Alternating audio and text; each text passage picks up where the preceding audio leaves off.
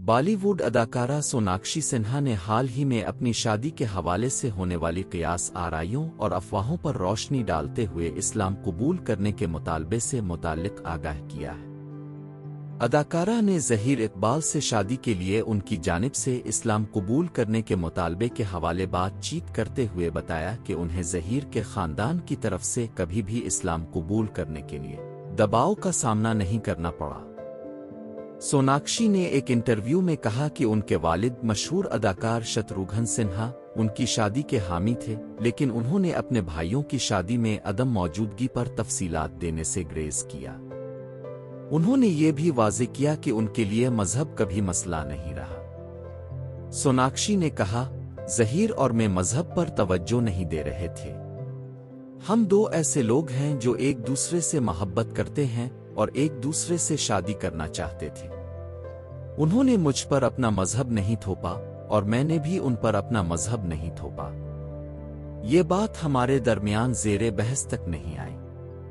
انہوں نے مزید بتایا کہ وہ دونوں ایک دوسرے کی ثقافتوں کا احترام کرتے ہیں۔ ہم ایک دوسرے کی ثقافتوں کو سمجھتے اور سراہتے ہیں۔ ان کے گھر میں کچھ روایات ہیں، میرے گھر میں کچھ۔ وہ میری دیوالی پوجا میں حصہ لیتے ہیں اور میں ان کے رسم و رواج میں، اور بس یہی اہم ہے۔ سوناکشی نے اسپیشل میرج ایکٹ کے بارے میں بھی بات کی، جو ان کی شادی کے لیے بہترین حل تھا۔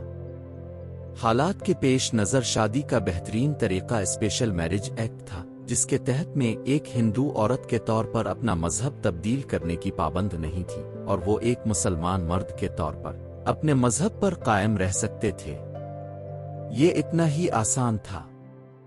اداکارہ نے واضح کیا کہ مجھ سے کبھی نہیں پوچھا گیا، کیا آپ مذہب تبدیل کریں گی؟ ہم ایک دوسرے سے محبت کرتے ہیں اور ہم نے شادی کر لی۔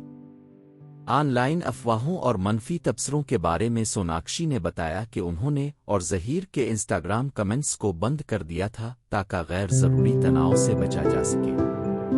انہوں نے کہا، اپنے بڑے دن پر میں یہ فضول باتیں دیکھنا ہی نہیں چاہتی تھی۔ یاد رہے کہ سوناکشی سنہا اور ظہیر اقبال نے گزشتہ سال 30 جون کو شادی کی تھی۔ اس سے پہلے وہ تقریباً 7 سال تک ڈیٹنگ کرتے رہے تھے۔